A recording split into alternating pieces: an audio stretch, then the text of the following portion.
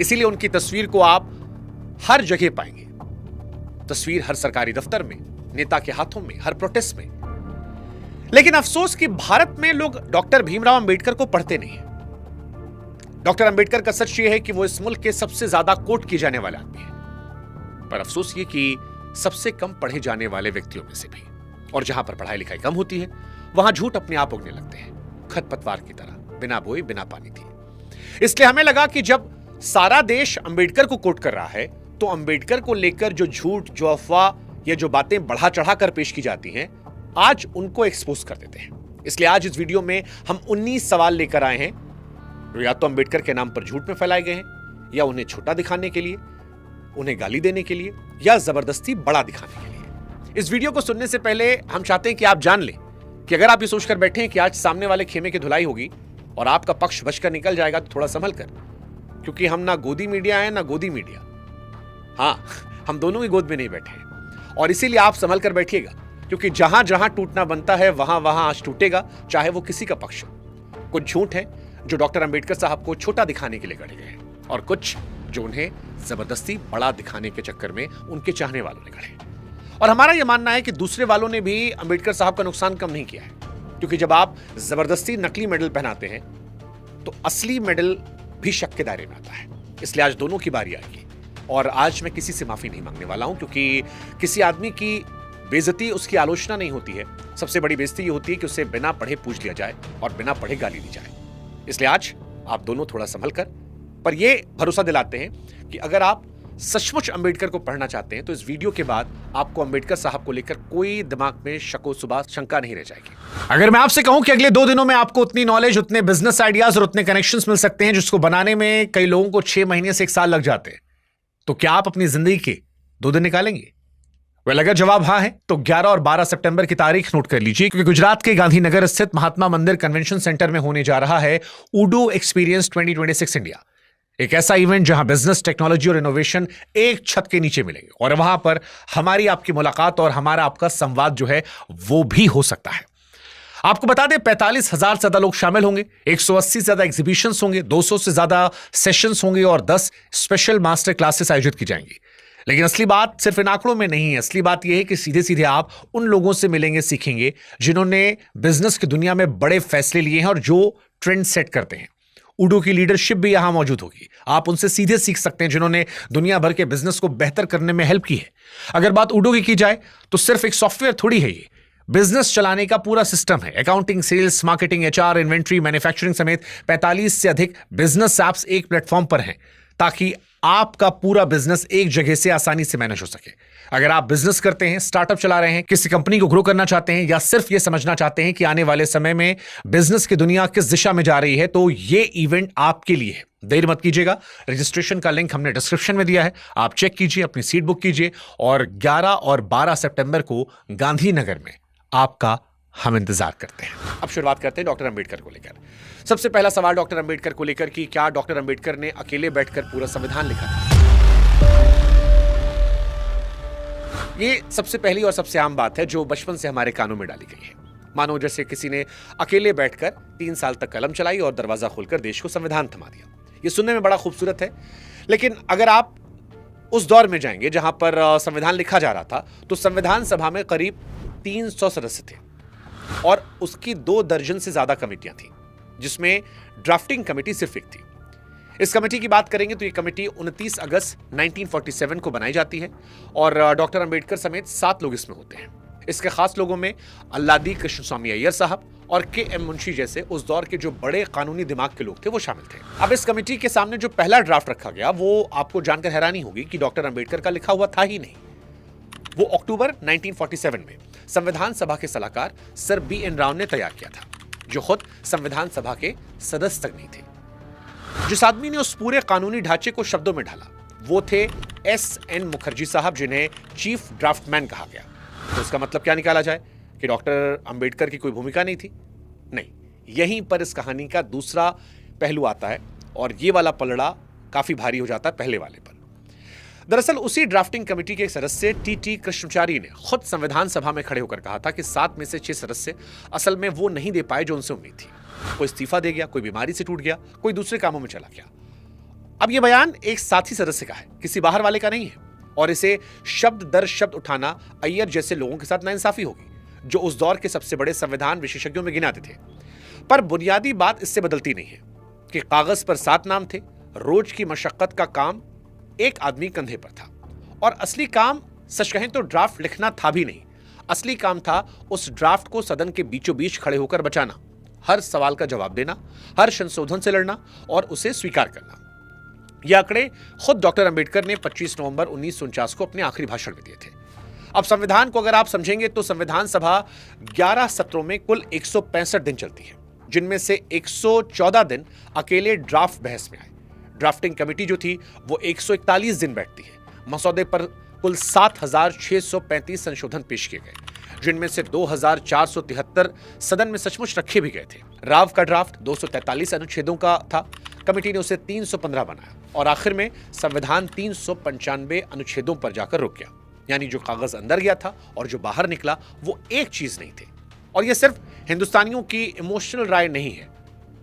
संविधान पर दुनिया का सबसे बड़ा अध्ययन करने वाले ग्रेनवेल ऑस्टिन ने भी यह बात स्वीकारी थी, जो ना भारतीय थे ना किसी के खेमे के, और ऑस्टिन ने अंबेडकर की भूमिका की इसमें तारीफ की थी। इस पूरी प्रक्रिया के केंद्र में उन्हें रखा था। सबसे मजेदार बात, बार बार ये कहा था कि अंबेडकर ने अकेले थोड़ी लिखा था संविधान। ये बात सबसे पहले डॉक्टर अंबेडकर ने ही कही थी।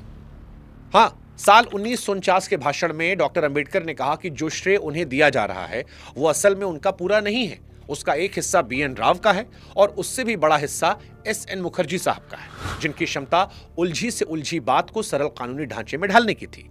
और उन्होंने मुखर्जी के नीचे काम करने वाले उस स्टाफ को भी याद किया जो आधी आधी रात जगकर कागजों में डूबे रहते थे। तो आप ये सोचिए कितनी अजीब बात है कि जिसे हथियार बनाकर डॉक्टर अंबेडकर पर ताना जा रहा है, उसे डॉक्टर अंबेडकर ने ही अपने हाथों से भरे सदन में 70 साल पहले खुद रखा था। यानी जो आदमी खुद ही क्रेडिट बांट रहा था, आज उसका श्रेय छीनने की मेहनत की जा रही है। यह कहानी डॉक्टर अंबेडकर और संविधान की थी। अब दूसरा इंपॉर्टेंट सवाल, क्या डॉक्टर अंबेडकर ने भारत में महिलाओं को वोट देने का हक दिलाया था? ये सवाल जो है ये अंबेडकर से नफरत करने वाले नहीं, अंबेडकर को चाहने वालों की तरफ से आता है। और हर साल 14 अप्रैल को यह लाइन आपके फोन पर गिरती है कि इस मुल्क की औरत जो आज वोट डालती है वो केवल और केवल बाबा साहेब की देन है।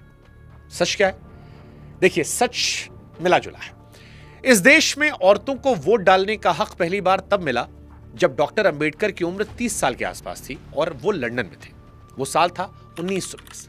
1920 में त्रावणकोर और झालावाड़ रियासतों ने हक दिया था।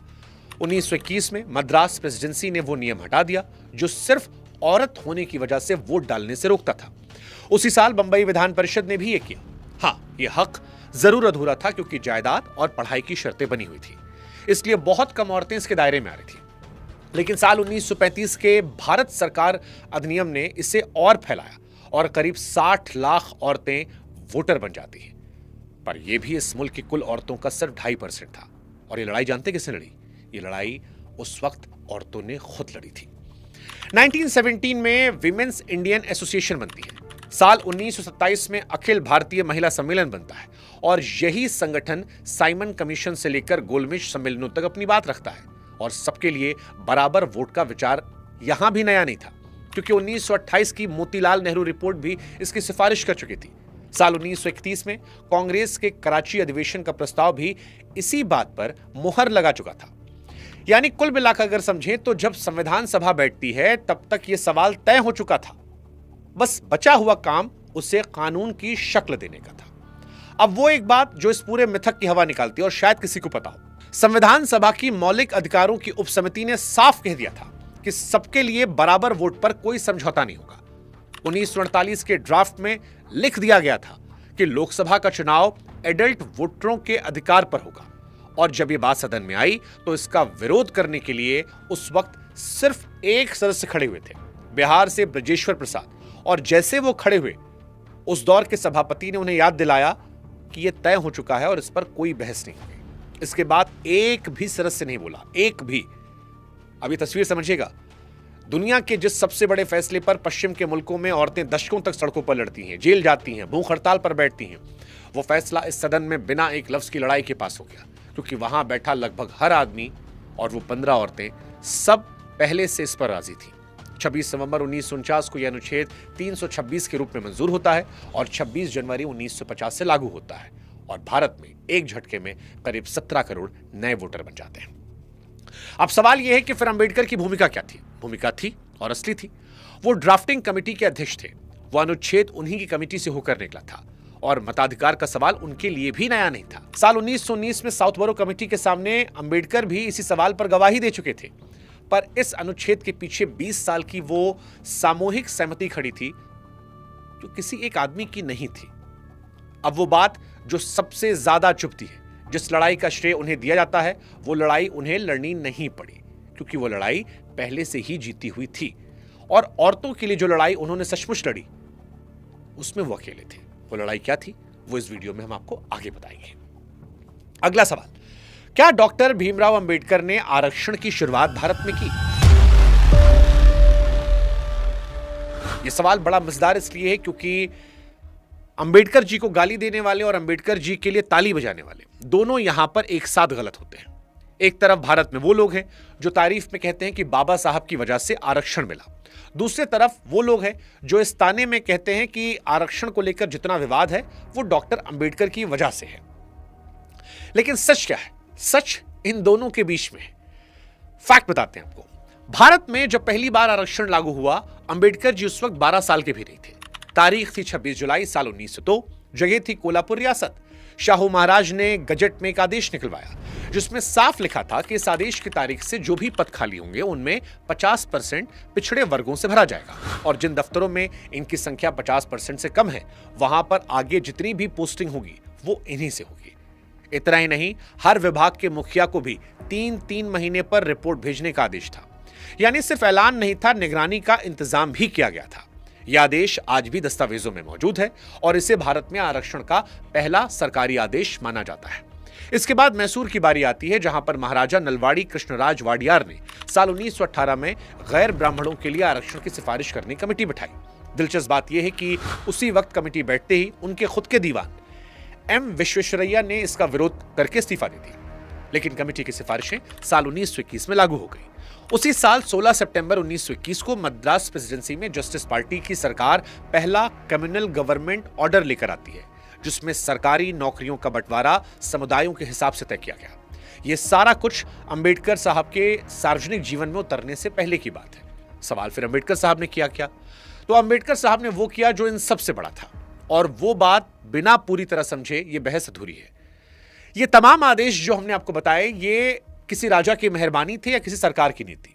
अब जो चीज मेहरबानी से आती है वो अगली मेहरबानी से खत्म हो सकती है। शाहू महाराज का आदेश अगला राजा एक कलम से पलट सकता था। जस्टिस पार्टी हारती तो अगली सरकार वो आदेश रद्दी में डाल सकती। अंबेडकर ने इसे मेहरबानी की जगह संविधान में बिठा दिया जहां इसे छूने के लिए संसद में 2/3 बहुमत होना चाहिए। उन्होंने आरक्षण शुरू नहीं किया, उन्होंने उसे एहसान से हक में बदल दिया और ये दोनों चीजें बहुत अलग हैं। और चलते चलते एक इत्तेफाक आपको और बताते हैं, मजेदार है। जिन शाहू महाराज ने साल 1902 में वो आदेश निकाला था आरक्षण का, उन्हीं शाहू महाराज ने 1920 में उस नौजवान भीमराव की जेब में पैसे डाले थे जब वो अपना पहला अखबार मूक नायक खड़ा करने की कोशिश कर रहे थे। अब आप खुद बताइए, इस देश में आरक्षण का जनक किसे कहेंगे? उस राजा को जिसने पहला आदेश निकाला, अंबेडकर जी के अखबार के समय उसने पैसे दिए, या उन अंबेडकर जी को जिन्होंने उसे कागज से उठाकर हमेशा के लिए कानून बना दिया? फैसला आप पर छोड़ते हैं। लेकिन अगला सवाल इससे भी रोचक है, क्या डॉक्टर अंबेडकर ने आरक्षण सिर्फ 10 साल के लिए रखा था? यह इस मुल्क का सबसे मेहनती मिथक है जो हर साल हर बहस में हर व्हाट्सएप ग्रुप में आता है। लाइन भी आपको याद होगी कि अंबेडकर साहब ने 10 साल के लिए आरक्षण लाए थे और नेताओं ने वोट के चक्कर में से बढ़ा दिया। इस लाइन की ताकत यह है कि यह झूठ नहीं है, यह आधा सच है और आधा सच पूरे झूठ से ज्यादा खतरनाक होता है क्योंकि उसे पकड़ने के लिए किताब खोलनी पड़ती है। 10 साल की सीमा असली है, वो सचमुच संविधान में लिखी हुई थी, लेकिन वो किस चीज पर लिखी थी ये आदमी नहीं बताता है जो इसको कोट करता है। अगर आप संविधान का आर्टिकल 334 उठाएंगे जो मूल रूप से कहता था कि लोकसभा और राज्यों की विधानसभाओं में अनुसूचित जाति और जनजाति के लिए सीटों का आरक्षण एंग्लो इंडियन समुदाय के लोगों को नामजद करके भेजाना संविधान लागू होने के 10 साल बाद खत्म हो जाएगा, यानी 26 जनवरी 1960 को खत्म हो जाएगा। अब यहां पर ध्यान से शब्दों को सुनिएगा। शब्द हैं सीटें, विधानसभा, लोकसभा की कुर्सियां, यानी राजनीतिक आरक्षण। अब सवाल यह है कि नौकरी और पढ़ाई वाला आरक्षण कहां बैठा है? वो 334 में है ही नहीं।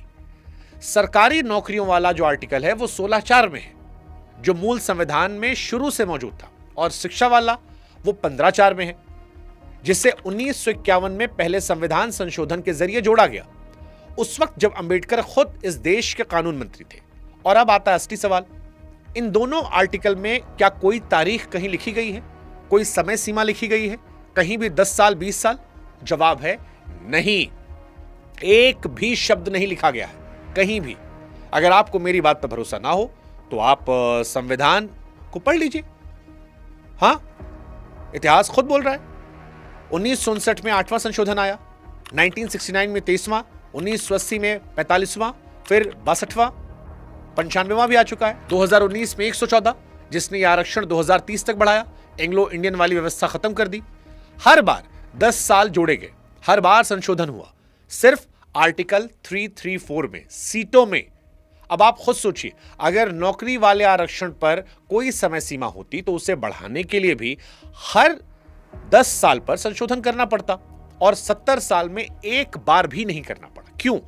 क्योंकि वहां बढ़ाने के लिए कुछ था ही नहीं, कोई ताला नहीं था जिसकी चाबी घुमानी पड़ती। अब यहां तक आपको सुनकर लग रहा होगा कि मामला निपट गया, तो रुकिए। आरक्षण पर सवाल उठाने वालों का असली तर्क ये 10 साल वाला है ही नहीं, ये तो सबसे कमजोर वार है जो नारों में चलता है। उनका सबसे मजबूत तर्क कहीं और बैठा है। ईमानदारी की मांग है कि वो भी आपके सामने रखें। 30 नवंबर 1948 को संविधान सभा में उसी अनुच्छेद पर बहस चल रही थी, जो आगे चलकर 16(4) बना, और उस दिन खुद अंबेडकर ने एक उदाहरण रखा। उन्होंने कहा कि मान लीजिए किसी समुदाय या समुदायों के समूहों के लिए आरक्षण इतना बढ़ा दिया जाए कि वो राज्य के कुल पदों का 70% हो जाए और सिर्फ 30% बाकी के लिए रह जाए, तो क्या कोई कह सकता है कि इसके अवसर की समानता वाला सिद्धांत पूरा हो रहा है? उनका अपना जवाब था कि नहीं हो रहा। फिर उन्होंने वो लाइन कही जो आज कानूनी किताबों में दर्ज है कि जो सीटें आरक्षित हो वो कुल सीटों के एक छोटे हिस्से तक ही सीमित रहनी चाहिए। यानी सीमा उन्होंने लगाई थी, पर वो सीमा घड़ी की नहीं थी, तराजू की थी, समय की नहीं थी, दायरे की थी। उन्होंने ये नहीं कहा कि 10 साल बाद बंद कर देना चाहिए। उन्होंने कहा ये कभी बहुमत पर कब्जा ना कर लें, और ये कोई दबी हुई लाइन नहीं है। 1992 में इंदिरा साहनी वाले ऐतिहासिक फैसले में सुप्रीम कोर्ट ने 50% की जो सीमा तय की, उसके पीछे अदालत ने अंबेडकर की इसी बात को आधार बनाया था। तो अगर आप पूरी तस्वीर देखेंगे, अपने हिसाब से फिर तय कीजिएगा कि जो चीज 10 साल के लिए बनी थी वो थी विधानसभा की सीटें। नौकरी और दाखिले पर वक्त की कोई मियाद थी ही नहीं, लेकिन दायरे की एक हद जरूर थी, और वो हद खुद अंबेडकर के मुंह से निकली थी। इसका मतलब यह हुआ कि आरक्षण पर बहस करने की गुंजाइश आज भी पूरी है, बस वो बहस सही जगह होनी चाहिए, कैलेंडर पर नहीं, पैमाने पर। और सबसे मजेदार बात यह कि 10 साल वाला नारा लगाने वाले लोग अपने ही पक्ष का सबसे मजबूत तर्क सालों से जाया कर रहे हैं, क्योंकि वो संविधान खुलकर पढ़ते नहीं। तो सवाल ये नहीं कि अंबेडकर ने आरक्षण कितने साल की रखा, सवाल ये है कि इस देश में उनके नाम पर लड़ने वाले दोनों पक्षों में क्या किसी एक ने भी अंबेडकर को सलीके से पढ़ा? अब अगला सवाल, क्या आरबीआई अंबेडकर साहब ने बनाया था? देखिए, ये दावा हर साल 14 अप्रैल को आपके फोन पर आता होगा कि रिजर्व बैंक ऑफ इंडिया की स्थापना डॉक्टर भीमराव अंबेडकर साहब ने की थी। इस पूरी कहानी को समझने के लिए 3 तारीखें काफी हैं। पहली, साल 1923 की, जब लंदन स्कूल ऑफ इकोनॉमिक्स में प्रोफेसर एडविन कैनन की देखरेख में उनका शोध पूरा होता है और किताब की शक्ल में छपता है, जिसका नाम था the problem of the rupee, its origin and solution. और इसी काम पर लंदन यूनिवर्सिटी ने उन्हें डिग्री दी थी। यह किताब रुपए की गिरती कीमत और अंग्रेजों की मुद्रा नीति पर उस दौर की बड़ी चीरफाड़ थी, और यह कोई मामूली बहस नहीं थी। इसमें वो सीधे जॉन मेनार्ड कीन्स से भिड़ रहे थे। कीन्स गोल्ड एक्सचेंज स्टैंडर्ड के पक्ष में थे और अंबेडकर गोल्ड स्टैंडर्ड के। एक 32 साल का भारतीय दुनिया के सबसे बड़े अर्थशास्त्री के सामने खड़ा होकर असहमत हो रहा था। फिर दूसरी तारीख, 15 सितंबर 1925, जब royal commission on Indian currency and finance, जिसे हिल्टन यंग कमीशन कहते हैं, वो भारत के दौर पर था और अंबेडकर उसके सामने अपनी गवाही रखते हैं। ये गवाही आज भी पूरी दुनिया के दस्तावेजों में दर्ज है, सवाल और जवाब समेत। तीसरी तारीख है 1 अप्रैल 1935, जब इसी कमीशन की सिफारिशों पर reserve bank of India act 1934 के तहत आरबीआई खड़ा हो जाता है। अब आप खुद तय कीजिए, क्या इस कहानी में अंबेडकर की भूमिका है? बिल्कुल है, और बड़ी है। जिस कमीशन ने भारत का केंद्रीय बैंक खड़ा किया, उसके सामने एक भारतीय अपनी शोध की ताकत पर खड़ा होकर यह गवाही दे रहा। यह उस दौर के लिए मामूली बात नहीं थी। लेकिन क्या इसका मतलब यह है कि आरबीआई को अंबेडकर जी ने बनाया? तो जवाब है नहीं। कमीशन उन्होंने नहीं बनाया, उनके सदस्य वो नहीं थे। आरबीआई एक्ट उन्होंने नहीं लिखा। 1935 में जब बैंक खड़ा हुआ तब वो सरकार में भी नहीं थे। और सबसे बड़ी बात यह कि यह बैंक जिस मुद्रा व्यवस्था पर बना वो कई जगह उनकी बताई राह से अलग थी।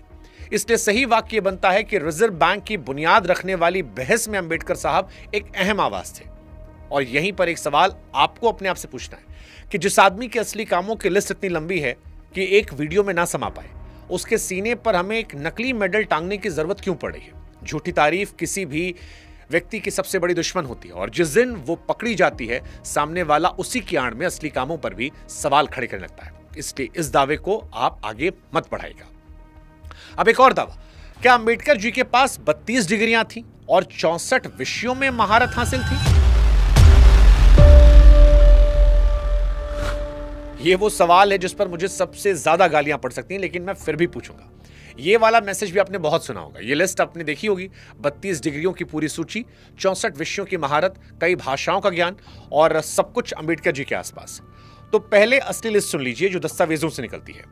बंबई यूनिवर्सिटी से उन्होंने बीए किया, उसके बाद कोलंबिया यूनिवर्सिटी से एमए किया, फिर लंदन स्कूल ऑफ इकोनॉमिक्स से एमएससी, लंदन से डीएससी 1923 में, और उसके बाद ग्रेजुएट से बैरिस्टर एट लॉ, कोलंबिया से पीएचडी 1927 में। यानी 6 डिग्रियां जो उन्होंने पढ़कर, परीक्षा देकर, शोध करके कमाई। इसके अलावा 2 मानद उपाधियां साल 1952 में कोलंबिया से एलएलडी और 1953 में उस्मानिया यूनिवर्सिटी से डी लिट। अब आप सब जोड़ लीजिए, ये होती है 8।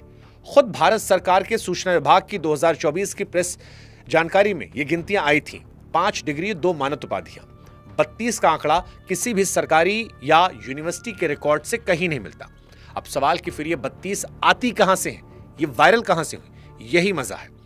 वो लिस्ट आप उठाकर देखेंगे, उसमें अलग अलग लाइनों में लिखा है MA in economics, MA in sociology, MA in history, MA in philosophy. अब ये 4 अलग अलग डिग्रियां नहीं हैं, ये एक ही एमए के अंदर पढ़े गए विषय हैं जिन्हें तोड़कर 4 अलग अलग खानों में डाल दिया गया है। उसी तरह उसमें बंबई, नागपुर, पंजाब, कर्नाटक, केरल, बड़ौदा, मैसूर और रंगून जैसी यूनिवर्सिटियों से एलएलडी गिना दी गई है जिनका कोई रिकॉर्ड मौजूद नहीं है। और सबसे मजेदार बात ये, जो वेबसाइट ये लिस्ट छापती हैं वो खुद अपनी ही लिस्ट के नीचे लिख देती हैं कि सही संख्या पक्के तौर पर पता नहीं, यानी छापने वाला भी जानता है कि वो क्या छाप रहा है। अब आते हैं उस तरफ जहां असली बात है। ये मिथक दुखद इसलिए नहीं है कि ये झूठ है, ये इसलिए दुखद है कि इसकी जरूरत ही नहीं थी। साल 1913 में एक ऐसा लड़का न्यूयॉर्क की कोलंबिया यूनिवर्सिटी में बैठकर अर्थशास्त्र पढ़ रहा था जिसे उसके अपने स्कूल में 10 साल पहले पानी का नल छूने की इजाजत नहीं थी। 1923 में उसके पास लंदन से डीएससी थी और वो भी उसी किताब पर जिस पर हमने बात की। वो विदेश जाकर अर्थशास्त्र में डॉक्टरेट करने वाले पहले भारतीयों में से एक थे। ये रिकॉर्ड है, इसमें एक भी अंक जोड़ने की जरूरत नहीं, और जो जोड़ता है वो असल में ये मान रहा होता है कि असली रिकॉर्ड काफी नहीं होता है। अब वो बात जो मुझे सबसे ज्यादा चुभती है, जिस आदमी ने पूरी जिंदगी एक ही चीज सिखाई कि सबूत मांगो, डेटा पूछो, जो लिखा है उसे जानो, बिना पढ़े मत मानो, आज सबसे ज्यादा बिना जांचा हुआ कागज उसी के नाम पर फॉरवर्ड हो रहा है। जिस आदमी ने अंग्रेज विद्वानों की थ्योरी तर्क इसलिए खारिज कर दी थी कि उसका सबूत कमजोर था, उसके अपने लोग उसके लिए सबूत गढ़ रहे हैं। इससे बड़ा मजाक और क्या हो सकता है? ये एक इंपॉर्टेंट पार्ट था। अब आते हैं अंबेडकर जी के अगले वायरल कोट पर। क्या अंबेडकर जी ने कभी यह कहा था कि मैं संविधान जला दूंगा? ये वो लाइन है जो हर बहस में तलवार की तरह खींच ली आती है। एक तरफ के लोग कहते हैं कि देखो, खुद संविधान बनाने वाला ही उसे जलाना चाहता था, तो अगर हम बदलने की बात करें तो क्या हर्ज है? दूसरी तरफ के लोग कहते हैं कि अंबेडकर साहब ने कभी नहीं कहा कि वो संविधान जलाएंगे, ये गढ़ा हुआ झूठ है। अब सच क्या है यह समझना जरूरी है। देखिए, ये कोई फर्जी कोट नहीं है, यह संसद के रिकॉर्ड में दर्ज है। तारीख थी 2 सितंबर 1953, जगह थी राज्यसभा, बहस चल रही थी आंध्र स्टेट बिल पर, यानी भाषा के आधार पर आंध्र राज्य बनाने की मांग। ये वही मामला था जिसमें पोटी श्रीरामुलु आमरण अनशन पर करते हुए अपनी जान गंवा चुके थे और सरकार तब जागी थी। अंबेडकर उस दिन खफा थे और उनका खफा होना इस बात का था कि नए राज्य में अल्पसंख्यकों को, जिसमें दलित भी शामिल थे, जुल्म, दमन और सांप्रदायिकता से बचाने के लिए ठोस इंतजाम नहीं किए जा रहे थे। उन्होंने सुझाव दिया था इसके लिए राज्यपाल को विशेष अधिकार दिए जाएं, और इसी बहस के बीच वो लाइन निकली कि मैंने संविधान को बनाया है, मैं बता दूं इसे जलाने वाला पहला आदमी मैं ही रहूंगा। और यही ठीक इसी जगह पर हर आदमी कहानी को रोक देता है, वो स्क्रीनशॉट लेकर काट देता है, भाषण खत्म कर देता है। लेकिन कहानी यहीं असली शुरू होती है, क्योंकि इसके 2.5 साल बाद 19 मार्च 1955 को राज्यसभा में फिर बहस चल रही थी और इस बार चौथे संविधान संशोधन पर पंजाब से सांसद डॉक्टर अनूप सिंह ने खड़े होकर अंबेडकर को उनकी वही पुरानी बात याद दिलाई कि आप तो संविधान जलाने की बात करते थे। और अंबेडकर ने जवाब दिया, वो इस पूरे किस्से का दिल है। उन्होंने कहा, पिछली बार जल्दबाजी में वजह नहीं बता पाया था, आज मेरे दोस्त ने मौका दिया है तो सुन लीजिए। हमने मंदिर एक देवता के लिए बनाया ताकि वो आकर उसमें विराजे, लेकिन देवता के स्थापित होने से पहले ही अगर उसमें राक्षस कब्जा कर लेते हैं तो मंदिर गिरा देने के अलावा रास्ता क्या बचता है। हमने ये मंदिर असुरों के लिए नहीं बनाया था, देवताओं के लिए बनाया था, इसलिए मैंने कहा था मैं इसे जला देना चाहूंगा। और अब वो हिस्सा सुनिए जो लगभग कोई नहीं सुनता। उसी बहस में बिहार के सांसद बीकेपी सिन्हा ने बीच में टोका और कहा कि मंदिर गिराने के बजाय राक्षस खत्म कर दीजिए। और अंबेडकर का जवाब कुछ शब्दों का था, ये नहीं हो सकता, हमारे पास इतनी ताकत नहीं है। ये एक थके आदमी का जवाब था, संविधान से नफरत करने वाले का नहीं। और उसी दिन उसी बहस में यह भी कहा था कि जो संविधान इस देश को मिला है वो शानदार दस्तावेज है। और ये कहते हुए गर्व महसूस होता है। यानी एक ही आदमी एक ही दिन एक ही सदन में संविधान को शानदार भी कह रहा है और जलाने की बात भी दोहरा रहा है। विरोधाभास आपको ये लग रहा होगा, लेकिन ये विरोधाभास नहीं है, बशर्ते आप उनके तर्क को समझने की कोशिश करें। उनकी शिकायत उन पन्नों से नहीं थी, उनकी शिकायत उन लोगों से थी जो उन पन्नों को चलाने की कुर्सी पर बैठे थे। नाराजगी मंदिर से नहीं थी, मंदिर पर कब्जा जमाए लोगों से थी। और ये बात याद रखिएगा कि 1953 और 1955 की बात है, यानी उस दौर की जब वो हिंदू कोड बिल अटकने पर 1951 में मंत्री पद से इस्तीफा दे चुके थे और सरकार से उनका भरोसा लगातार टूट रहा था। ये गुस्सा घट नहीं रहा था, बढ़ रहा था।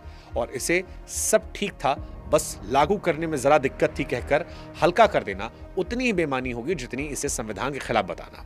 तो जो लोग ये आधी लाइन उठाकर कहते हैं कि संविधान बनाने वाले को खुद संविधान पसंद नहीं था, वो पूरी कहानी नहीं बता रहे।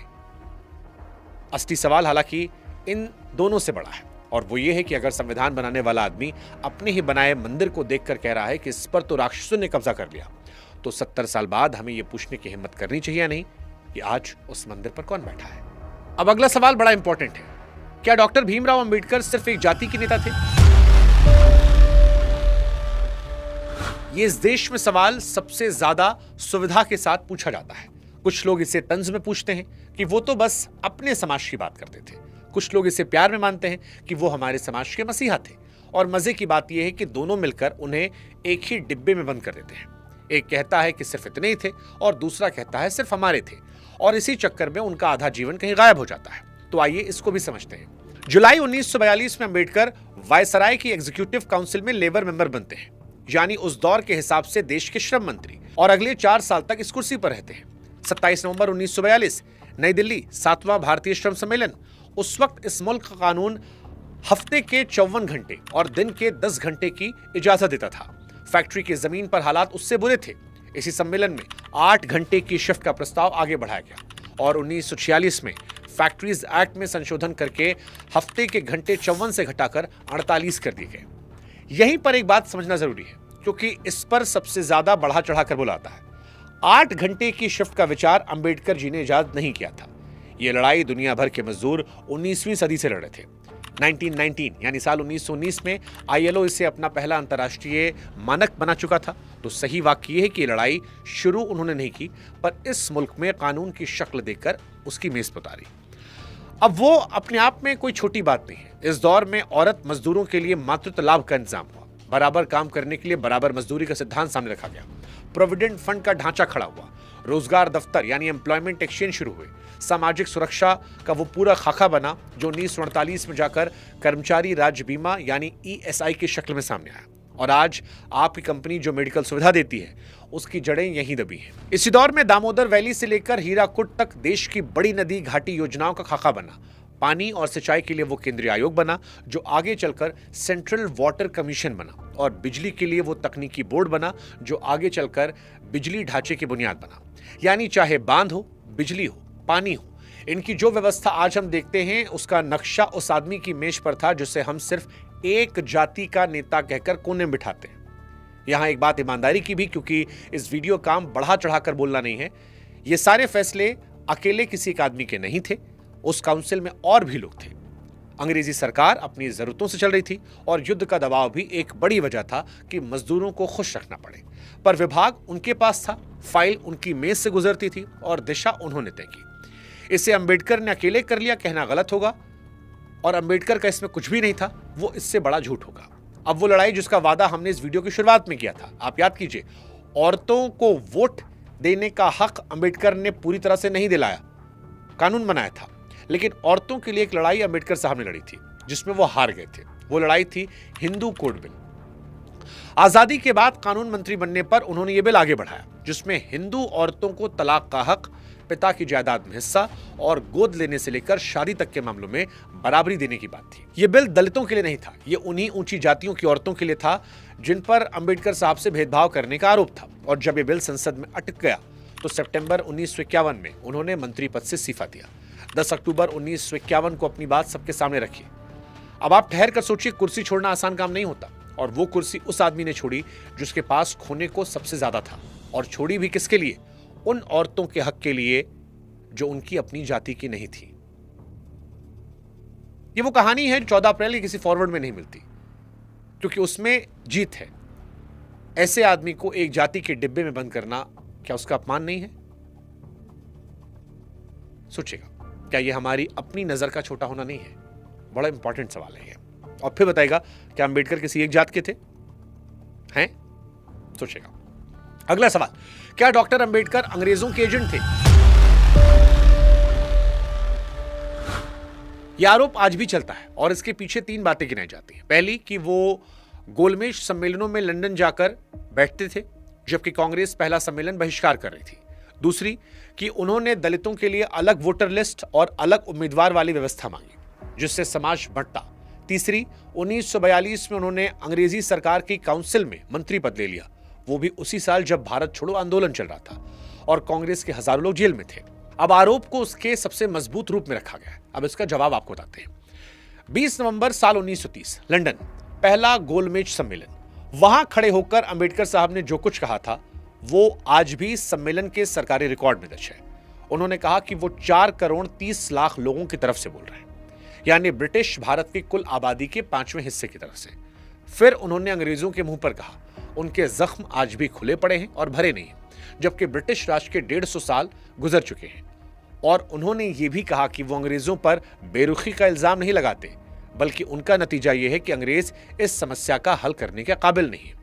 और सबसे बड़ी बात, उन्होंने साफ कहा कि दलित समाज आजादी की मांग अपने बाकी देशवासियों के साथ पूरी तरह खड़ा है। जब तक सत्ता उनके हाथ में नहीं आती, उनकी शिकायतें कोई नहीं दूर कर सकता। अब उल्टी बात देखिए, जिस मंच पर जाने के लिए उन्हें आज तक अंग्रेजों का पिट्ठू कहा जाता है, उसी मंच पर अंग्रेजी राज को नाकाबिल बताया और 150 साल को बेकार बताया। एजेंट अपने मालिक के घर जाकर मालिक की खिल्ली उड़ा सकता है? अब आते हैं 1942 पर, जो असली आरोप है। जब लाखों लोग जेल जा रहे थे तब उन्होंने अंग्रेज सरकार की कुर्सी क्यों ली? इसका जवाब समझने के लिए उनकी सोच का वो हिस्सा समझना पड़ेगा जो आज भी असहज करता है। उनकी लड़ाई में दुश्मन एक नहीं थे, एक अंग्रेज और दूसरी जाति। और उनका हिसाब यह था कि अंग्रेज तो एक दिन चले जाएंगे, जाति नहीं जाएगी। जिस दिन अंग्रेज जाएंगे, अगर उससे पहले उनके लोगों के हाथ कोई हक, कोई कानून, कोई इस्तारी नहीं होगी, तो एक मालिक की जगह दूसरा मालिक आकर बैठ जाएगा और उनके लिए कुछ नहीं बदलेगा। इसलिए उन्होंने वहां जगह बनाई जहां कानून बनते थे, और उस मेज से जो निकला वो हमने अभी गिनाया। 8 घंटे की शिफ्ट, मातृत्व लाभ, प्रोविडेंट फंड, रोजगार दफ्तर। ये किसी वफादारी का इनाम नहीं था, ये 4 साल की मेहनत का नतीजा था। और वो कुर्सी 1946 में उन्होंने खुद छोड़ी। और इस आरोप का आखिरी जवाब वक्त ने खुद दिया कि अगर वो सचमुच अंग्रेजों के आदमी होते तो 1947 में अंग्रेजों के जाते ही उनका करियर खत्म हो जाना चाहिए था। पर हुआ क्या? इसका उल्टा। आजाद भारत की पहली सरकार ने उन्हें कानून मंत्री बनाया। उसी संविधान सभा ने उन्हें ड्राफ्टिंग कमेटी का अध्यक्ष चुना, जिसमें बहुमत उसी कांग्रेस का था जिससे जिंदगी भर वो भिड़ते रहे। एजेंटों को आजादी के बाद इनाम नहीं मिलते, हिसाब मिलता है। पर यहां पर एक बात ईमानदारी की भी, अगर वोटर लिस्ट की मांग असली थी और उस पर उस दौर में गहरी असहमति थी, बहुत लोगों को लगता था कि इससे समाज का बंटवारा पक्का हो जाएगा, और ये डर बेवजह नहीं था। ये बहस उस वक्त भी जायज थी और आज भी जायज है। लेकिन असहमति और गद्दारी में जमीन आसमान का फर्क होता है। किसी की रणनीति से असहमत होना एक बात है और उसे विदेशी ताकत का एजेंट कह देना दूसरी बात है। पहली में बहस होती है, दूसरी में बहस खत्म हो जाती है, और शायद यही असली मकसद होता है। अब अंबेडकर को लेकर एक रोचक सवाल, क्या अंबेडकर को अंबेडकर नाम एक ब्राह्मण ने दिया था? क्या ऊंची जातियों ने उन्हें खड़ा किया? देखिए, यह सवाल कभी अकेला नहीं आता, यह 3 सवाल के पैकेज में आता है। एक कि वो गरीब थे ही नहीं, दूसरा उनका नाम एक ब्राह्मण मास्टर का दिया हुआ था, और उनकी दूसरी पत्नी ब्राह्मण थी। अब मैं आपको पहले ही बता देता हूं, तीनों बातें अलग अलग सच है। पूरा खेल इसमें नहीं है कि यह सच है या नहीं है, पूरा खेल इसमें है कि तीनों को एक साथ जोड़कर एक चौथी बात बेच दी जाती है जो झूठ है, कि इस आदमी को खड़ा तो ऊंची जातियों ने किया था, फिर यह लड़ता उनके खिलाफ रहा। तो आइए तीनों को डिकोड करते हैं और आप खुद समझिएगा कि सच क्या है। सबसे पहले गरीबी। फिल्मों और भाषणों में जो तस्वीर बनाई जाती है वो कुछ ऐसी कि फटे कपड़े, भूखा पेट और एक बच्चा जो अंधेरे से पढ़कर ऊपर गया, लेकिन असली तस्वीर अलग है। उनके पिता रामजी मालोजी सकपाल ब्रिटिश फौज में सूबेदार मेजर थे। उन्होंने पुणे से पढ़ाने का डिप्लोमा लिया था और 14 साल तक फौजी स्कूल के हेडमास्टर रहे। उनके दादा मालोजी सकपाल भी फौज में थे और अंबेडकर की मां भीमाबाई जी के घर में तो उनके पिता और छवो चाचा सब सूबेदार मेजर थे। यानी ये फौजी परिवार था जो पढ़ा लिखा परिवार था, गांव के मजदूर का परिवार बिल्कुल नहीं था। सवाल कि क्या वो अमीर थे? 1890 के दशक में रिटायर होने के बाद पिता को महीने के 50 रुपए पेंशन मिलती थी और उसी से 14 बच्चों वाला परिवार चलता था, जिनमें ज्यादातर बचपन में चल बसे। साल 1904 में परिवार बंबई आया और लोअर परेल की एक चौल में एक ही कमरे में रहने लगा, इसी इलाके में जहां मिल के मजदूर रहते थे। यानी सही शब्द गरीब नहीं है, सही शब्द है तंगहाली में जीता हुआ मध्यम परिवार, जिसका मुखिया इस जिद पर अड़ा रहा कि बच्चे पढ़ेंगे चाहे कुछ भी हो जाए। अब वो बात जो इस तर्क की कमर तोड़ती है। उस फौज में महार सिपाहियों को कम तनख्वाह मिलती थी, रहने की खराब जगह मिलती थी, वो चाहे कितने भी काबिल हो, कमांडिंग अफसर क्यों ना बन जाए। यानी सूबेदार मेजर बन जाना बराबरी नहीं थी, एक छत वाली नौकरी थी जिसके ऊपर दरवाजा पहले से बंद था। इसलिए यह मिथक टूटने से उनकी कहानी छोटी नहीं बल्कि और बड़ी होती है, क्योंकि अगर उनका दुश्मन सिर्फ गरीबी होती तो पैसा आते ही मामला खत्म होना चाहिए था। पर हुआ क्या? 1917 में वो अमेरिका और लंदन से पढ़कर विदेश की डिग्रियां लेकर बड़ौदा रियासत में ऊंचे ओहदे पर नौकरी करने पहुंचे। उस वक्त वो हिंदुस्तान के सबसे पढ़े लिखे लोगों में से एक थे और उस आदमी को शहर में रहने के लिए एक कमरा तक नहीं मिला, क्योंकि जाति पता चलते ही दरवाजे बंद होते थे। एक पारसी सराय में झूठा नाम बताकर ठहरना पड़ा और वहां भी भेद खुलते लोग डंडे लेकर आए, सामान समेट कर निकलना पड़ा। दिन में वो रियासत के अफसर थे और उसी शाम उनके पास सिर छुपाने की जगह नहीं थी। अब दूसरी बात, नाम। डॉक्टर भीमराव अंबेडकर के नाम को लेकर बड़ी चर्चा चलती है। उनके परिवार का असली सरनेम अंबेडकर नहीं था, वो था सकपाल। उनके पुरखे रत्नागिरी जिले के आमडवे गांव के थे और उस जमाने में महाराष्ट्र में चलन यह था कि स्कूल के रजिस्टर में बच्चे का नाम उसके गांव के नाम से लिखा था। इसलिए जब उनके पिता ने सतारा के स्कूल में दाखिला करवाया तो नाम लिखवाया गया आमडवेकर, यानी आमड़वे गांव वाला। और यही उनके एक मास्टर थे कृष्णा जी केशव अंबेडकर, जो ब्राह्मण थे और इस बच्चे से बहुत प्यार करते थे, और उन्होंने रजिस्टर में आम्बेडवेकर काटकर अपना सरनेम अंबेडकर लिख दिया। अब सवाल यह है कि सबूत क्या है, क्योंकि इस पर वाकई झगड़ा होता है। सबसे भारी सबूत यह है कि यह बात खुद अंबेडकर ने कही थी। 13 अप्रैल 1947 को मराठी पत्रिका नवयुग में छपी एक बातचीत में उन्होंने खुद बताया था कि उनका असली सरनेम आम्बेडवेकर था, गांव का नाम आमड़वे था और यह सरनेम उनके मास्टर जी ने दिया था। उसी बातचीत में दोनों वजह एक साथ मौजूद है कि मास्टर को आम्बेडकर बोलना अटपटा लग रहा था और यह भी कि उस बच्चे पर उनका प्यार था। इसके अलावा जिन 3 लोगों ने उनकी सबसे बड़ी जीवनियां लिखी, धनंजय कीर, चांगदेव और वसंत मून, तीनों के यहां यह बात दर्ज है।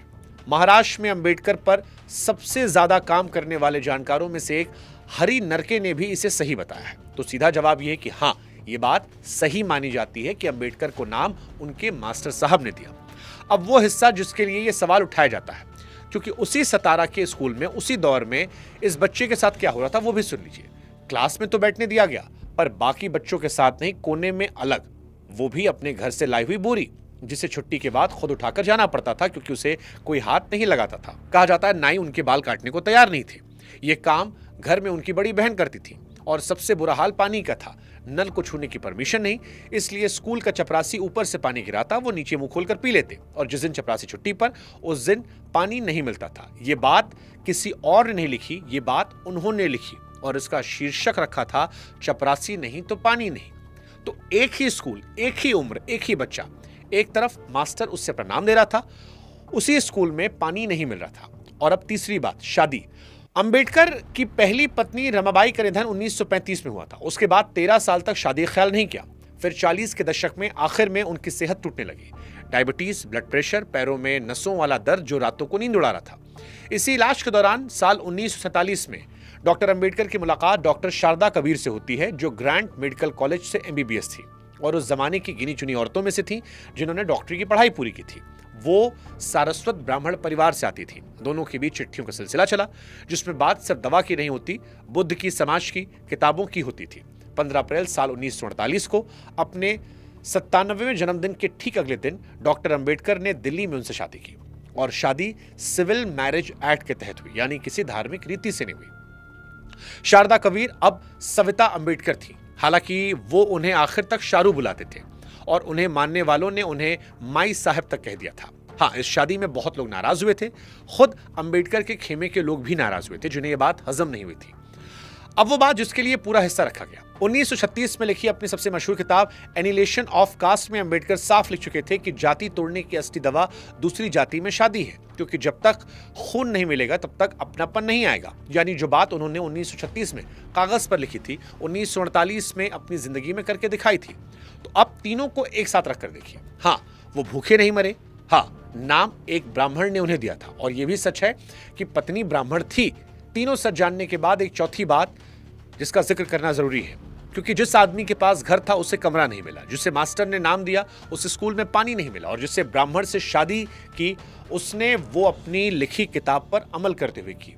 अब जो लोग इन तीनों को तंज की तरह उछालते हैं, वो असल में अपने बारे में एक बात बता रहे होते हैं कि उन्होंने इस आदमी की एक भी लाइन नहीं पढ़ी है। और ये एक बहुत बड़ा सच है। ये सच कितना शॉकिंग था, ये आप हमें कमेंट सेक्शन में बता सकते हैं, क्योंकि बहुत सारे लोगों को ये वाला सच नहीं पता था। अगला सवाल है, क्या अंबेडकर साहब कम्युनिस्ट थे? यह सवाल इसलिए उठता है क्योंकि उनका सारा काम गरीब, मजदूर और सबसे नीचे दबे हुए आदमी के इर्द गिर्द घूम रहा था। और इस देश में एक आदत बन गई है कि जो भी गरीब की बात करे उसे किसी न किसी खाने में डाल दो। तो जवाब क्या है?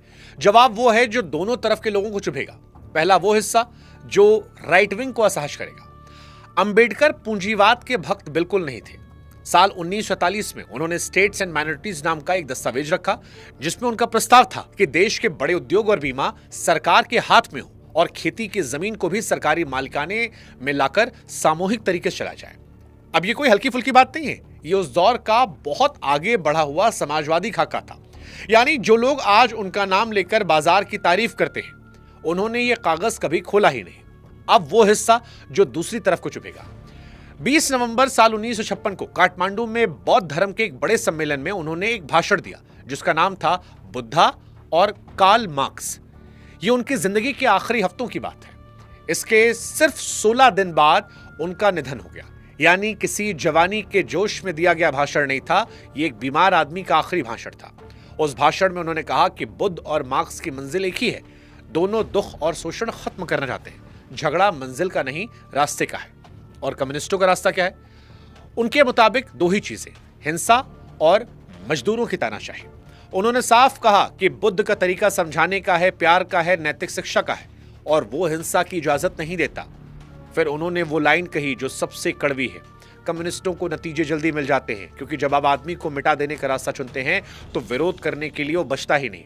उन्होंने अपने कम्युनिस्ट दोस्तों से कुछ अच्छे सवाल भी पूछे थे, जिसका जवाब कभी नहीं मिला। और सबसे बड़ा सवाल यह था कि तानाशाही के बाद क्या? आप कहते हैं कि राज्य एक दिन अपने आप खत्म हो जाएगा, पर वो दिन कब आएगा, उसकी गारंटी क्या है? उन्होंने ये भी लिखा कि मार्क्स की ये बात कि समाजवाद अपने आप आएगा, वो इतिहास ने गलत साबित कर दी। और इस पूरे झगड़े की जड़ इससे भी पुरानी है।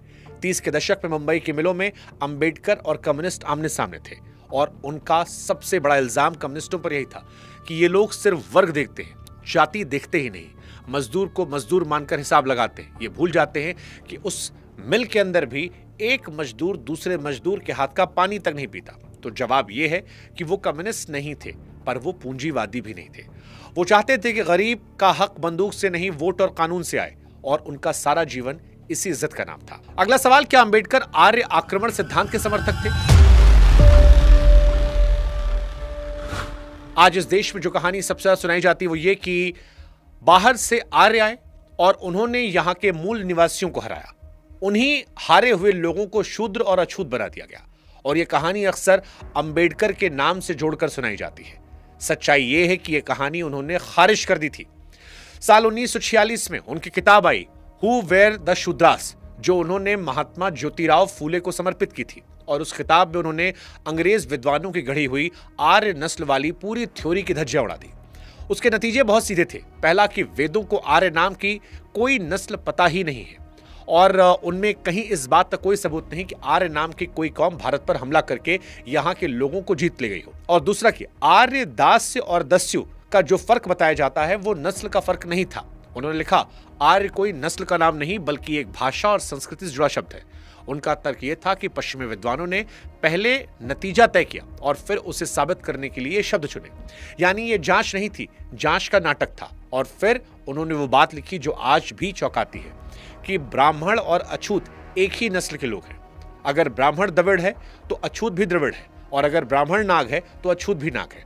अब आप समझिए उनका पूरा तर्क क्या कह रहा था।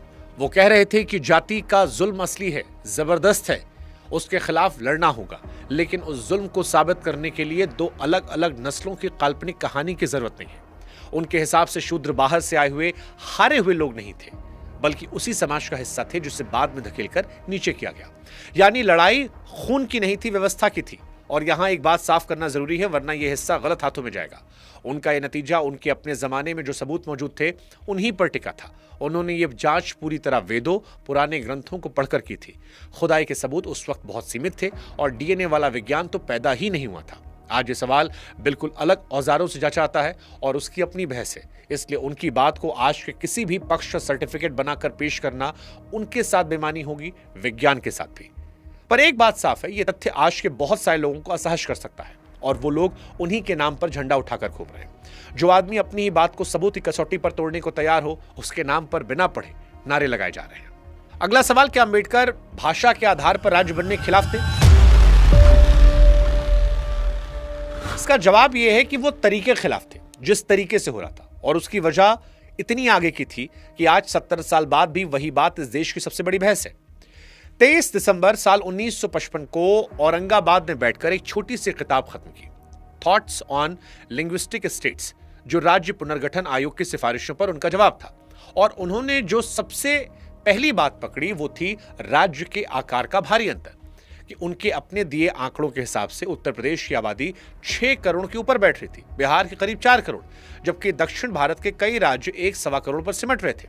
और यही उन्होंने वो बात लिखी जो आज पढ़ने पर रोंगटे खड़े करती है, कि आयोग की सिफारिशों का नतीजा यह होगा कि उत्तर एकजुट हो जाएगा, दक्षिण टुकड़ों में बंट जाएगा। उन्होंने साफ पूछा, क्या दक्षिण उत्तर का दबदबा बर्दाश्त करेगा? अब जरा आज की खबर उठाकर देखिए। जनगणना के बाद लोकसभा की सीटों के बंटवारे को लेकर उत्तर और दक्षिण के बीच तनातनी चल रही है, और यह हुबहू वही बहस है जो अंबेडकर जी 1955 में लिख गए थे। उनका हल क्या था? सूत्र था एक राज्य एक भाषा, और उन्होंने जोर देकर कहा कि इसका उल्टा, यानी एक भाषा एक राज्य जरूरी नहीं, मतलब यह कि एक ही भाषा बोलने वाले लोग कई राज्यों में बंट सकते हैं और इसमें कोई हर्ज नहीं है। इसी आधार पर उन्होंने सुझाव दिया कि उत्तर प्रदेश को 3 हिस्सों में बांटा जाए, बिहार को 2 हिस्सों में जिनकी राजधानियां पटना हो, रांची हो, मध्य प्रदेश को 2 हिस्सों में, महाराष्ट्र को भी कई हिस्सों में। मुंबई के लिए उनका अलग विचार था, उसे उन्होंने एक अलग शहर राज्य बनाने का प्रस्ताव दिया था। और एक सुझाव तो इससे बड़ा था कि देश की एक दूसरी राजधानी भी होनी चाहिए, उसके लिए उन्होंने हैदराबाद का नाम रखा था। अब देखिए वक्त ने क्या किया, बाद में बिहार से झारखंड बना, राजधानी रांची बनी, मध्य प्रदेश से छत्तीसगढ़ बना, उत्तर प्रदेश से उत्तराखंड बना, आंध्र से तेलंगाना बना। यानी जो बात उन्होंने 1955 में लिखी थी, इस देश ने अगले 50 साल में टुकड़ों टुकड़ों में जाकर वही बात मानी। तो यह मिथक ही उल्टा है। वो भाषा के दुश्मन नहीं थे, वो बड़े और भारी राज्यों के दुश्मन थे, क्योंकि उनका मानना था कि जब कोई एक राज्य इतना बड़ा हो जाए कि पूरे देश की राजनीति उसकी मुट्ठी में आ जाए, तो लोकतंत्र का संतुलन बिगड़ने लगता है। और उस डर पर हंसना आज थोड़ा मुश्किल है, क्योंकि आज उसी डर पर संसद में बहस हो रही है। अब इस वीडियो का सबसे मजेदार हिस्सा, सबसे रोचक हिस्सा, क्या गांधी विरोधी थे अंबेडकर? इस सवाल का जवाब आज 2 तरह से दिया जाता है और दोनों झूठ है। एक तरफ वो लोग हैं जो कहते हैं कि दोनों में कोई झगड़ा नहीं था, दूसरी तरफ वो लोग हैं जो कहते हैं कि दोनों एक दूसरे के जानी दुश्मन थे। और सच ये है कि दोनों झूठ बोलते हैं, क्योंकि असली कहानी इसके बीच में है और वो कहानी दिलचस्प है। गांधी जी और अंबेडकर जी में टकराव असली था, गहरा था। दोनों की पहली मुलाकात अगस्त 1931 में मुंबई में हुई थी और वहीं से हवा तनी हुई थी। फिर आता है 16 अगस्त 1932, जब ब्रिटिश प्रधानमंत्री रैमजे ने कम्युनल अवार्ड का ऐलान किया, जिसमें दलितों को अलग वोटर लिस्ट का हक मिल गया। और अंबेडकर के लिए यह उनकी जिंदगी की सबसे पहली जीत थी, क्योंकि इसका मतलब था दलित अपना नेता खुद चुनेंगे, ऊंची जातियों के वोट के भरोसे नहीं रहेंगे। और गांधी ने इसे भारी चोट माना। उनका मानना था इससे हिंदू समाज हमेशा के लिए दो हिस्सों में कट जाएगा। इसीलिए 20 सितंबर 1932 को यरवदा जेल में आमरण अनशन शुरू कर दिया। अब हालात समझिए, देश का सबसे बड़ा नेता जेल में भूखा बैठा है, अखबार में उनकी सेहत की खबरें छप रही हैं और पूरा मुल्क एक आदमी की तरफ उंगली किए बैठा है। अगर गांधी जी की जान चली जाती तो उसका सारा ठीकरा उस वक्त दलितों के सिर फूटता और देश भर में उनके खिलाफ हिंसा भड़क जाती। 24 सितंबर 1932 को अंबेडकर ने पूना पैक्ट पर दस्तखत किए और अलग वोटर लिस्ट का हक छोड़ दिया। उन्होंने ये कभी नहीं छुपाया कि यह फैसला दबाव में लिया गया था। पर अब वो हिस्सा देखिए जो शायद ही कहीं बताया जाता है। इस समझौते में दलितों के लिए प्रांतीय विधानसभाओं में आरक्षित 71 से सीटें बढ़कर 148 हो गई, यानी दोगुनी से ज्यादा। केंद्रीय विधानसभा में 18% सीटें तय कर दी गई, यानी उन्होंने एक हक गवाया और बदले में संख्या दोगुनी कर ली। पर जो असली चेतावनी थी वो सीटों की गिनती से कहीं ज्यादा थी। और इसे जरा गौर से सुनिए, क्योंकि इस वीडियो के आखिर में इसी बात पर लौटेंगे।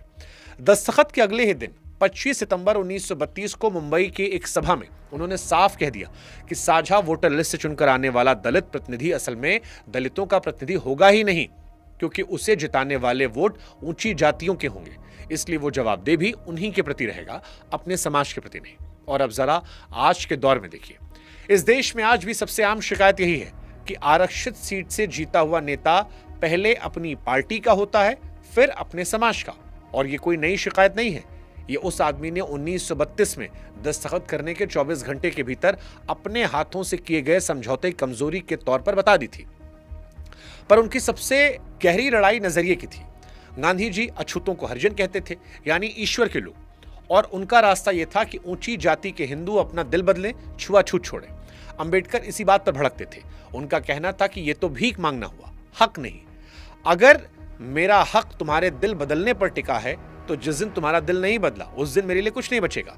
इसलिए वो कानून, सत्ता और हिस्सेदारी मांगते थे, दया नहीं। 1945 में उन्होंने पूरी किताब लिख दी, what Congress and Gandhi have done to the untouchables.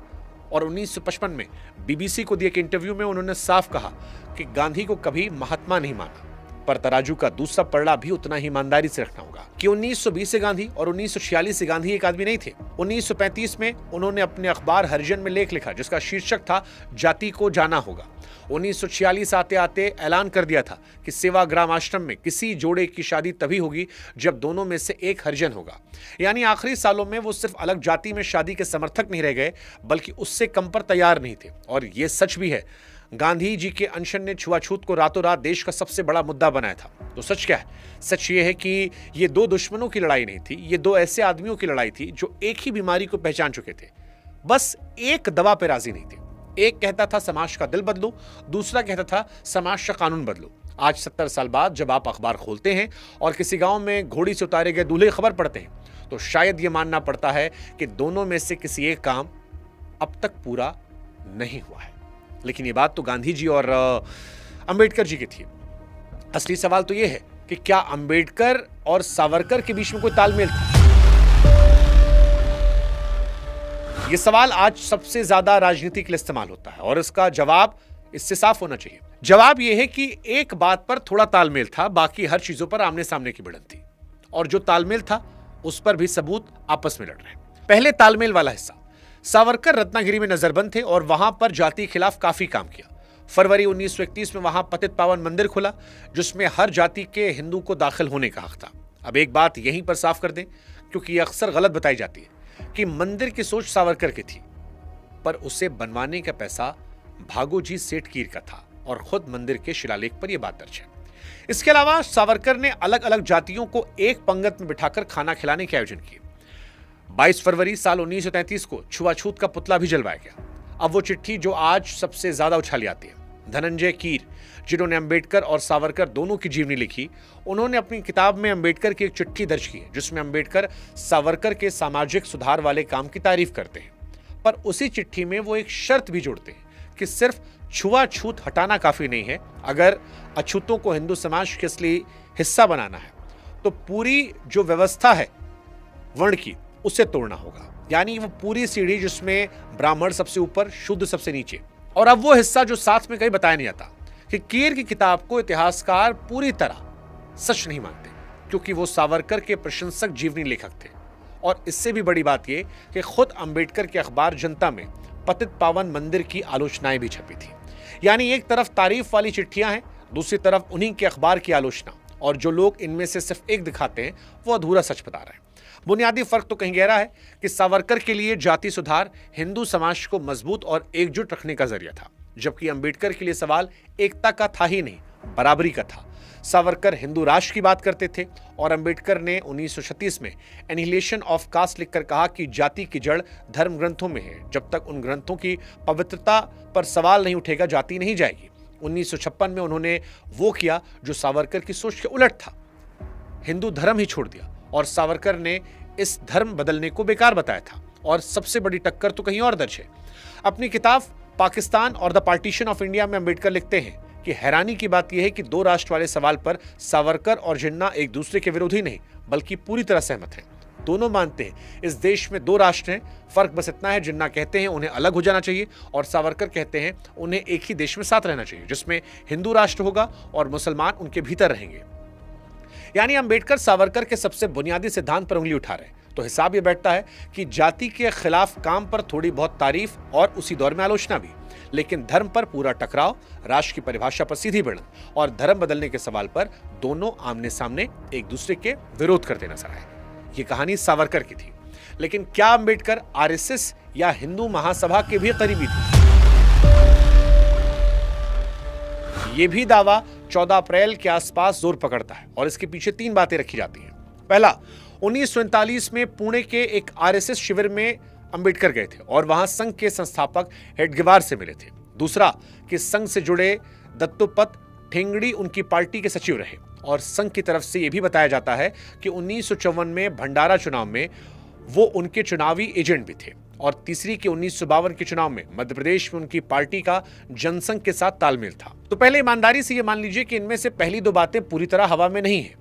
शिविर वाली बात संघ के अपने रिकॉर्ड में है, उस दौर के कुछ लोगों की लिखी यादों में दर्ज है, जिसमें एक अनुसूचित जाति से आने वाले सांसद बाला साहेब सालुंके भी हैं, जिन्होंने 12 मई 1939 की तारीख तक लिखी है। और संघ की तरफ से सबसे मजबूत तर्क दिया जाता है कि यह बात अंबेडकर के जीते जी खुलेआम कही जाती रही और उन्होंने इसका खंडन भी कभी नहीं किया। तो यह तर्क वाकई वजनदार है और इसका सीधा जवाब यही है कि किसी जगह चले जाना, उस विचार का साथी हो जाना, 2 अलग चीजें हैं। अंबेडकर उस दौर में हर दरवाजे पर गए थे। वो कांग्रेस से मिलते थे, अंग्रेजों की काउंसिल में भी बैठे, मुस्लिम लीग से बात की, क्योंकि उनके पास अपने लोगों के लिए कोई भी रास्ता ठुकराने की सहूलियत नहीं थी। तो अब असली सवाल यह कि उनकी अपनी लिखी हुई राय क्या थी और वो क्या मौजूद है। साल 1951 में उन्होंने अपनी पार्टी शेड्यूल्ड कास्ट फेडरेशन का चुनावी घोषणा पत्र खुद लिखा था। उसमें साफ साफ दर्ज है, फेडरेशन हिंदू महासभा या आरएसएस जैसी किसी भी प्रक्रियावादी पार्टी से, यानी समाज को पीछे ले जाने वाले किसी भी पार्टी से कोई गठबंधन नहीं करेगी। और वो यही नहीं रुके, उसी घोषणा पत्र में कम्युनिस्ट पार्टी को भी बाहर रखा, ये कहते हुए कि उसका मकसद आजादी और संसदीय लोकतंत्र को खत्म करके तानाशाही को लाना है। और ये कोई सुनी सुनाई बात नहीं है, ये महाराष्ट्र सरकार की छापी हुई उन रचनाओं वाली किताब में दर्ज है।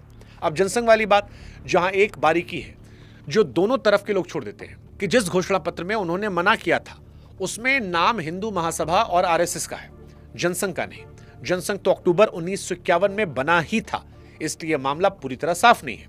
और जो इसे 100% दावे सदाते हैं वो आपसे कुछ छुपा रहे हैं। पर सबसे बड़ा सबूत चुनावी हिसाब किताब में नहीं मिलता, उनके विचारों में मिलता है। और पाकिस्तान और द पार्टीशन ऑफ इंडिया में उन्होंने साफ लिखा कि अगर इस देश में हिंदू राष्ट्र कायम हो गया तो वो इस मुल्क के लिए सबसे बड़ी आफत होगी और उसे हर कीमत पर रोका जाना चाहिए। तो आखिर में मामला सबूत के दर्जे पर आकर टिकता है। एक तरफ वो किस्से हैं जो दूसरों ने उनके बारे में लिखे बरसों बाद अपनी अपनी याद से, और दूसरी तरफ वो कागज जो खुद लिखा, खुद छपवाया, अपने नाम के साथ जनता के सामने रखा। इतिहास में दोनों का वजन बराबर तो नहीं होता, लेकिन जब पार्टीशन ऑफ इंडिया का जिक्र कर दिया है तो अंबेडकर को लेकर सबसे रोचक सवाल, क्योंकि आजकल देश में दलित, ओबीसी, मुस्लिम को लेकर एक कॉम्बिनेशन बनाया जाता है और बाबा साहब अंबेडकर का जिक्र किया जाता है। और ये विरोध करने वालों की तरफ सवाल आता है कि बाबा साहब तो मुसलमान विरोधी थे, तो सवाल, क्या डॉक्टर अंबेडकर मुस्लिम विरोधी थे? ये इस वीडियो का सबसे नाजुक सवाल है और सबसे ज्यादा काट छांट कर इस्तेमाल किया जाने वाला, इसलिए मैं पहले ही कह रहा हूं, पूरा सुनिएगा, क्योंकि बीच में से काटा गया कोई टुकड़ा उल्टा मतलब देगा। तो सीधा जवाब पहले रख देता हूं, वो पाकिस्तान के विरोधी नहीं थे। उन्होंने बंटवारों को दो बुरे रास्तों में कम बुरा रास्ता बताया था, और वो मुसलमानों के विरोधी नहीं थे। वो हर उस समाज के कड़े आलोचक थे जो अपने भीतर सुधार करने से इंकार करते। अब सबूत, साल 1940 में उनकी किताब आई थॉट्स ऑन पाकिस्तान, जिसका 1945 वाला बड़ा संस्करण पाकिस्तान और द पार्टीशन ऑफ इंडिया कहलाया। और ये जान लीजिए कि पाकिस्तान की मांग पर उस दौर में लिखी गई ये सबसे बड़ी और सबसे बारीक किताबों में से एक है। कांग्रेस इस मांग को सिरे से ठुकरा रही थी और अंबेडकर बैठकर इसका पूरा हिसाब किताब लगा रहे थे, आबादी का, फौज का, माली हालत का, सरहद का। उनका नतीजा क्या निकला? उनका नतीजा यह था कि अगर मुसलमान मुल्क चाहते हैं अलग तो उन्हें दे देना चाहिए। उनका तर्क भावुक नहीं था। वो कहते थे कि जिस फौज और जिस देश में एक बड़ी आबादी की वफादारी पर लगातार सवाल बना रहेगा, वो देश को भीतर से कमजोर करेगा। इससे बेहतर है कि अलग होना साफ साफ हो जाए और दोनों अपने अपने घर में मजबूत रहे। और उन्होंने ये भी लिखा कि अगर बंटवारा हो तो आबादी की अदला बदली भी होनी चाहिए, वरना दोनों तरफ अल्पसंख्यक फंसे रह जाएंगे। इसके लिए 1923 में यूनान और टर्की के बीच समझौतों का उदाहरण दिया। यानी कड़वा सच ये है कि पाकिस्तान बनने के पक्ष में तर्क देने वालों में एक बड़ा नाम अंबेडकर का भी है। इसीलिए उन्हें पाकिस्तान विरोधी बताकर पेश करना इतिहास से खिलवाड़ है। अब आते हैं उस हिस्से पर जिससे मुस्लिम विरोधी छवि बनती है। और यहां मैं आपसे कुछ छिपाऊंगा नहीं, क्योंकि शुरुआत से हमने कहा है कि आधा सच बेचना सच के खिलाफ होता है। उसी किताब में उन्होंने मुस्लिम समाज की सामाजिक हालत पर बहुत कड़ी बातें कही। उनकी पर्दा प्रथा पर, समाज सुधार आंदोलन के ना होने पर, धार्मिक नेताओं की राजनीति पर पकड़ पर, और इस बात पर भी कि मुसलमानों के भीतर भी ऊंच नीच और जाति जैसा भेदभाव मौजूद है। अब यहां मैं साफ कर दूं कि कुछ जगहों पर उनकी भाषा सिर्फ रिवाजों की आलोचना तक नहीं रुकती, वो एक राजनीतिक समुदाय के तौर पर मुस्लिम राजनीति के बर्ताव पर भी सख्त होती है। और जिसने किताब पढ़ी है वो जानता है कि वो पन्ने नर्म नहीं है, और यही पन्ने आज सोशल मीडिया पर सबसे ज्यादा स्क्रीनशॉट में वायरल होते हैं। तो फिर सवाल कहां बनता है? सवाल वहां बनता है जहां लोग रुक जाते हैं, और इसका जवाब तुलना में नहीं तरीके में है। उनका तरीका यह था कि हर समाज को उसकी अपनी सामाजिक व्यवस्था के तराजू पर तोलो, चाहे वो अपना हो या पराया, और किसी को छूट मत दो, क्योंकि उनके हिसाब से सुधार से इंकार ही किसी समाज की सबसे बड़ी बीमारी थी। इस तराजू में सिर्फ एक पलड़ा उठाकर उसे मुस्लिम विरोध कह देना उसके पूरे तरीके को समझने से इंकार करना है। और अगर आपको इस तरीके का सबूत चाहिए तो उसी किताब में अक्सर उन्हीं अध्यायों में मौजूद है जहां उन्होंने हिंदू समाज की उससे भी कड़ी चीरफाड़ की है। अगर आप एनिहिलेशन ऑफ कास्ट या फिर रिडल्स इन हिंदुइज्म उठा लेंगे तो वहां जो लिखा है उसके सामने मुस्लिम समाज वाली आलोचना हल्की लगने लगती है। साल 1927 में उन्होंने मनुस्मृति जलाई थी, किसी और की किताब नहीं। और एक सावधानी जो इस किताब को पढ़ने वाले हर आदमी को बरतनी चाहिए कि इसमें कई जगह वो पहले दूसरों के तर्क विस्तार से रखते हैं, फिर उन्हें काट देते हैं। इसलिए जो लाइन आपको वायरल तस्वीर में दिखती है वो कई बार उनकी अपनी राय नहीं होती, वो किसी और का पक्ष होता है जिसे अगले पन्ने पर वो तोड़ने वाले हैं। और दोनों खेमे यही खेल खेलते हैं। अब वो तथ्य जो इस पूरे सवाल की हवा निकालता है, साल 1946 में संविधान सभा के चुनाव हुए। अंबेडकर बंबई से हार गए क्योंकि वहां कांग्रेस ने उनका रास्ता रोक दिया था। यानी संविधान लिखने वाला आदमी उस सभा में नहीं पहुंच पा रहा था। तब बंगाल से एक आदमी आगे आया, जोगेंद्रनाथ मंडल, जो नाम शुद्ध समाज से थे और अंबेडकर की पार्टी के बंगाल प्रमुख थे। और उन्होंने जेसोर खुलना की सीट का इंतजाम करवाया, जिसमें मुस्लिम लीग का सहयोग शामिल था। यहां एक बारीक समझिए, क्योंकि इस पर बहुत गलत बातें फैलाई आती हैं कि संविधान सभा के सदस्य आम जनता नहीं चुनती थी, उन्हें उस वक्त की सूबाई विधानसभाओं में बैठे विधायक चुनते थे। यानी ये किसी मुस्लिम मतदाता का वोट नहीं था, ये बंगाल विधानसभा में बैठे मुस्लिम लीग के विधायकों का समर्थन था। पर बात का वजन फिर वहीं रहता है कि संविधान सभा में अंबेडकर का पहला दाखिला मुस्लिम लीग के समर्थन से हुआ था। और फिर वक्त ने पलटी मारी, बंटवारे में जोर शोर और खुलना पूर्वी पाकिस्तान चले गए, उनकी सदस्यता खत्म हो गई। साल 1947 में उन्हें दोबारा चुनाव लड़कर जाना पड़ा, इस बार बंबई से और इस बार कांग्रेस की मदद से, जब M.R. जयकर ने अपनी सीट खाली की और जोगेंद्रनाथ मंडल का वो पाकिस्तान चले गए और पाकिस्तान के पहले कानून मंत्री बने।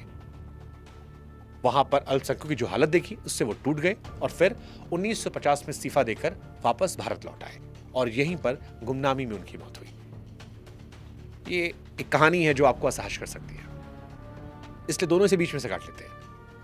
अब फैसला आप पर है, आप डॉक्टर अंबेडकर को एंटी मुस्लिम, एंटी पाकिस्तान के देखेंगे, या जो ये ब्रॉड नजरिया हमने दिया है इससे एक नया नजरिया पैदा करना चाहेंगे।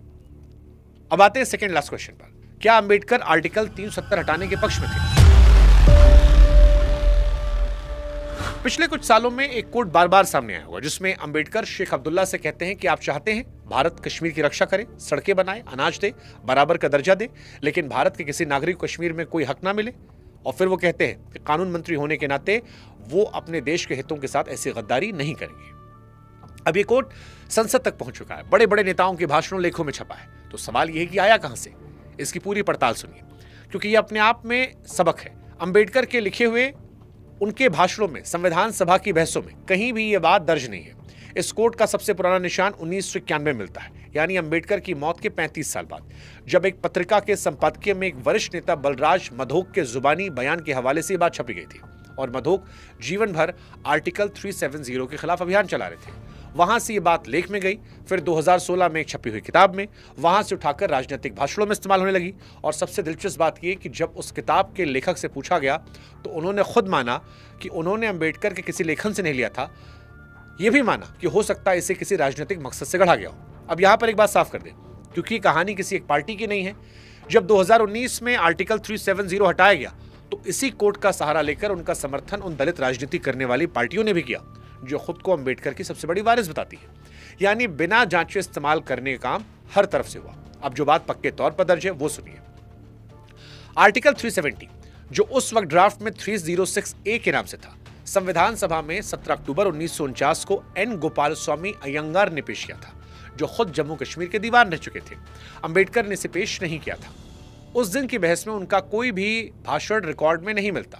तो ईमानदार जवाब क्या है? ईमानदार जवाब यह है कि इस अनुच्छेद के मामले में रिकॉर्ड खामोश है।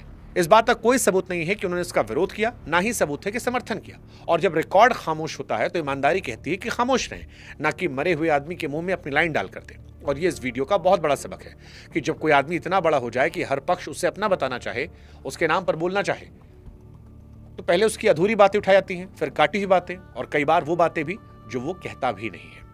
और अब आते हैं आखिरी सवाल पर, क्या डॉक्टर अंबेडकर कभी चुनाव नहीं हारे?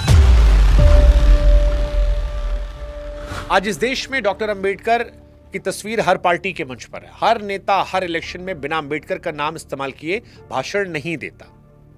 तो आपको क्या लगता है कि डॉक्टर अंबेडकर अपने जमाने में कितने बड़े नेता रहे होंगे? सच थोड़ा अलग है। 1952 में आजाद भारत का पहला आम चुनाव होता है और अंबेडकर बंबई नॉर्थ सेंट्रल में खड़े हुए, खुद जवाहरलाल नेहरू उस सीट पर प्रचार करने आए। नतीजा यह निकला कि संविधान लिखने वाले आदमी को 1,23,000 वोट मिले और उसे हराने वाले को 1,38,000, यानी करीब 15,000 वोटों का फासला। अब सुनिए हराया किसने था? जीतने वाले का नाम था नारायण सदोबा, कांग्रेस के उम्मीदवार, और यह आदमी खुद अनुसूचित जाति से थे। उससे भी बड़ी बात, वो एक वक्त खुद अंबेडकर के निजी सहायक थे। अब वो बात याद कीजिए जो आपने इसी वीडियो में सुनी थी, जिसका वादा मैंने किया था। 25 सितंबर 1932 को पूना पैक्ट पर दस्तखत करने के 24 घंटे बाद इसी आदमी ने मुंबई की एक सभा में कहा था कि साझा वोटर लिस्ट से जीतकर आने वाला प्रतिनिधि दलितों का असली प्रतिनिधि नहीं होगा, क्योंकि उसे जिताने वाले वोट ऊंची जातियों के होंगे और वो जवाबदेह भी उनके प्रति होगा। 20 साल बाद उसी व्यवस्था के तहत ठीक वैसा एक उम्मीदवार खड़ा किया गया और वो जीत गया। यानी जो चेतावनी उन्होंने अपने हाथों से किए गए समझौते में की थी, इसका पहला शिकार डॉक्टर अंबेडकर खुद बने। अब इस तस्वीर को बड़े पैमाने पर देखिए। जिस आदमी ने इस देश के हर नागरिक के वोट को संविधान में बिठाया, जिसने आरक्षित सीटों का पूरा ढांचा अपने हाथ से लिखा, जिसने खुद बताया कि इस ढांचे में छेद कहां पर है, उसे उसी के छेद से बाहर किया गया। हार के बाद अंबेडकर ने सार्वजनिक रूप से इस नतीजे पर सवाल भी उठाया था और कहा था इसकी जांच होनी चाहिए। 2 साल बाद 1954 में उन्होंने भंडारा उपचुनाव लड़ा और इस बार सिर्फ हारे नहीं, बल्कि इस बार वो तीसरे नंबर पर आए। लोकसभा में वो कभी नहीं पहुंच पाए। संसद में गए तो राज्यसभा के रास्ते, और आखिरी सांस तक वही रहे। 6 दिसंबर 1956 को उनका निधन हुआ और इस देश का सबसे बड़ा नागरिक सम्मान भारत रत्न उन्हें साल 1990 में मिला, यानी मरने के 34 साल बाद। तो आज जब आप किसी मंच पर उनकी तस्वीर देखें और नीचे खड़ा नेता उन्हें भगवान बता रहा हो, तो याद रखिएगा कि जिस आदमी को आज हर पार्टी अपना बताती है, उसे उसके अपने जमाने में 2 बार हराया गया और उसका सम्मान करने में 34 साल लग गए।